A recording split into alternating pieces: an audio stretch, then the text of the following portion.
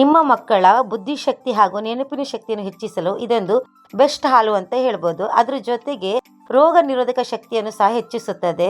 ನಮ್ಮ ಹಿರಿಯರು ಸಹ ಈ ಬ್ರಾಹ್ಮಿ ಎಲೆಯಿಂದ ವಿವಿಧ ರೀತಿಯ ಅಡುಗೆಗಳನ್ನು ಮಾಡಿಕೊಡ್ತಾ ಇದ್ರು. ಇವತ್ತು ನಾನು ಮಕ್ಕಳಿಗೆ ಯೂಸ್ ಆಗುವಂತಹ ಬ್ರಾಹ್ಮಿ ಎಲೆಯನ್ನು ಯೂಸ್ ಮಾಡಿಕೊಂಡು ಯಾವ ರೀತಿಯಲ್ಲಿ ಹಾಲನ್ನ ಮಾಡೋದು ಅಂತ ತೋರಿಸ್ತಾ ಇರ್ತೀನಿ. ಈ ಎಲೆನ ಬ್ರಾಹ್ಮಿ ಎಲೆ ಅಂತಾರೆ, ಒಂದೆಲಗ ಅಂತಾರೆ, ಕೆಲವರು ಇದನ್ನ ಉರ್ಗ ಅಂತ ಕರೀತಾರೆ.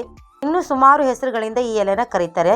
ನಾವು ಇದನ್ನ ಉರ್ಗ ಅಂತ ಕರಿತೀವಿ. ಈ ಎಲೆನ ಯಾವ ರೀತಿಯಲ್ಲಿ ನಾವು ಉಪಯೋಗಿಸ್ಕೊಂಡು ಮಕ್ಕಳ ಬುದ್ಧಿಯನ್ನು ಹೆಚ್ಚಿಸ್ಕೊಳ್ಬಹುದು ಅಂತ ತೋರಿಸ್ತಾ ಇದ್ದೀನಿ ನೋಡಿ. ಎಲೆ ಮತ್ತೆ ದಂಟು ಎರಡೂ ನಾನು ಯೂಸ್ ಮಾಡ್ಕೊತೀನಿ.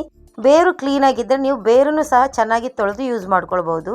ಈ ಎಲೆನ ನಾನು ನೀಟಾಗಿ ವಾಶ್ ಮಾಡಿ ಒಂದು ಮಿಕ್ಸಿ ಜಾಲಿಗೆ ಹಾಕೊತಾ ಇದ್ದೀನಿ.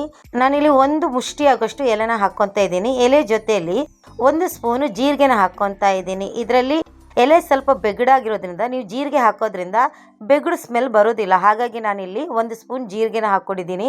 ಸ್ವಲ್ಪ ನೀರನ್ನ ಹಾಕೊಂಡು ಇದನ್ನು ಚೆನ್ನಾಗಿ ಪೇಸ್ಟ್ ಮಾಡ್ಕೊತೀನಿ ನೋಡಿ. ಈ ರೀತಿಯಲ್ಲಿ ಗ್ರೈಂಡ್ ಮಾಡಿ ರೆಡಿ ಮಾಡಿ ಇಟ್ಕೊಂಡಿದ್ದೀನಿ. ಈಗ ನಾನೊಂದು ಸ್ಟ್ರೈನರನ್ನು ತಗೊಂಡು ಒಂದು ಪಾತ್ರಕ್ಕೆ ಅದನ್ನು ನೀಟಾಗಿ ಸೋಸ್ಕೊತೀನಿ. ಈ ರೀತಿಯಲ್ಲಿ ನೀವು ಸೋಸ್ಕೊಳ್ಬೋದು. ಇಲ್ಲ ಬಿಳಿ ಬಟ್ಟೆ ಇದ್ದರೆ ಅದರಲ್ಲೇ ಹಾಕ್ಕೊಂಡು ಸಹ ನೀವು ಸೋಸ್ಕೊಳ್ಬೋದು. ನೀವು ಸೋಸದೆ ಹಾಕ್ಕೊಂಡ್ರೆ ಬಾಯಿಗೆ ಹಾಲು ಜೊತೆ ಸಿಕ್ಕೊಳ್ಳುತ್ತೆ. ಅದಕ್ಕೆ ಈ ರೀತಿಯಲ್ಲಿ ನೀಟಾಗಿ ನೀವು ಒಂದ್ಸಲ ಸೋಸ್ಕೊಳ್ಳಿ. ಈ ರೀತಿ ಆದರೂ ಸೋಸ್ಕೊಳ್ಬೋದು. ಅಥವಾ ಬಿಳಿ ಬಟ್ಟೆ ಇದ್ದರೆ ನೀವು ಅದಕ್ಕೆ ಹಾಕ್ಕೊಂಡು ಆಗ ಸಹ ಹಿಂಡ್ಕೊಂಡು ರೆಡಿ ಮಾಡಿ ಇಟ್ಕೊಳ್ಬೋದು.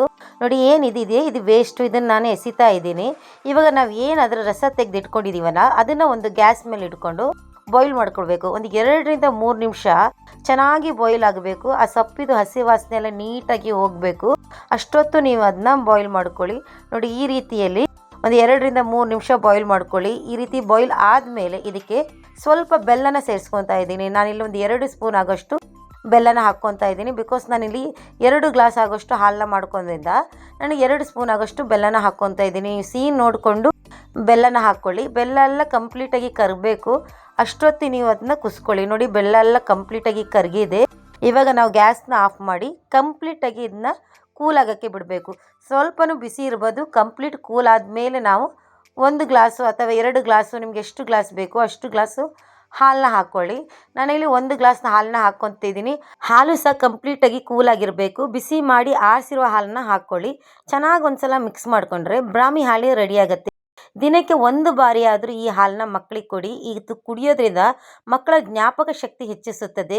ಹಾಗೆ ರೋಗ ನಿರೋಧಕ ಶಕ್ತಿಯೂ ಜಾಸ್ತಿ ಆಗುತ್ತೆ. ಇಲ್ಲ ನಮ್ಮ ಡೈಲಿ ಎಲೆ ಸಿಗೋಲ್ಲ ಅನ್ನೋರು ವಾರಕ್ಕೆ ಒಂದು 3 ಸಾರಿ ಆದರೂ ಮಾಡಿಕೊಡಿ. ಆದರೆ ಪ್ರತಿಯೊಬ್ಬರು ಪಾಟಲ್ಲೂ ಇರಲೇಬೇಕಾದ ಒಂದು ಎಲೆ ಅಂದರೆ ಒಂದೆಲಗ ಎಲೆ. ಇದರಿಂದ ತುಂಬ ಬೆನಿಫಿಟ್ ಇದೆ. ಡೈಲಿ ಬೆಳಗ್ಗೆ ಎದ್ದ ತಕ್ಷಣ ಮಕ್ಕಳಿಗೆ ಖಾಲಿ ಹೊಟ್ಟೆಯಲ್ಲಿ ಇದರ ರಸನ ಕೊಡಿ. ಅದರಿಂದನೂ ಸಹ ಮಕ್ಕಳ ಇಮ್ಯುನಿಟಿ ಪವರ್ ಹಾಗೆ ಜ್ಞಾಪಕ ಶಕ್ತಿ ಜಾಸ್ತಿ ಆಗುತ್ತೆ. ಇಲ್ಲ ಮಕ್ಕಳು ರಸ ಕುಡಿಯಲ್ಲ, ಎಲೆ ತಿನ್ನಲ್ಲ ಅನ್ನೋರು ಈ ರೀತಿಯಲ್ಲಿ ಹಾಲನ್ನ ಮಾಡ್ಕೊಡ್ಬೋದು. ಇಲ್ಲಾಂದ್ರೆ ತಂಬುಳಿ ಮಾಡ್ಬೋದು, ಚಿತ್ರಾನ್ನ ಮಾಡ್ಬೋದು, ಚಟ್ನಿ ಮಾಡ್ಬೋದು. ಹೀಗೆ ಅನೇಕ ರೆಸಿಪಿಗಳಿದೆ. ಯಾವುದಾದ್ರೂ ರೂಪದಲ್ಲಿ ನಿಮ್ಮ ಮಕ್ಕಳಿಗೆ ಈ ಒಂದೆಲಗನ್ನ ಕೊಡಿ. ಇದರಿಂದ ಮಕ್ಕಳ ಬುದ್ಧಿಶಕ್ತಿ, ಜ್ಞಾಪಕ ಶಕ್ತಿ ಹಾಗೂ ಇಮ್ಯುನಿಟಿ ಪವರ್ನ ಹೆಚ್ಚಿಸಿಕೊಳ್ಳಿ. ನಾನು ಮಾಡಿರೋ ರೆಸಿಪಿ ನಿಮ್ಗೆ ಇಷ್ಟ ಆದರೆ ದಯವಿಟ್ಟು ಲೈಕ್ ಹಾಗೆ ಕಮೆಂಟ್ ಮೂಲಕ ನಿಮ್ಮ ಅಭಿಪ್ರಾಯನ ತಿಳಿಸಿ. ಹಾಗೆ ಇನ್ನೂ ಯಾರು ನನ್ನ ಚಾನಲ್ನ ಸಬ್ಸ್ಕ್ರೈಬ್ ಮಾಡ್ಕೊಂಡಿಲ್ಲ ದಯವಿಟ್ಟು ಸಬ್ಸ್ಕ್ರೈಬ್ ಮಾಡಿಕೊಂಡು ಅಲ್ಲೇ ಇರೋ ಬೆಲ್ ಐಕಾನ್ನ ಪ್ರೆಸ್ ಮಾಡಿ. ಇನ್ನಷ್ಟು ಅಡುಗೆಗಾಗಿ ಅಡುಗೆ ಅರಮನೆನ ಫಾಲೋ ಮಾಡ್ತಾ ಇರಿ. ವಿಡಿಯೋ ನೋಡಿದ್ದಕ್ಕಾಗಿ ಧನ್ಯವಾದಗಳು.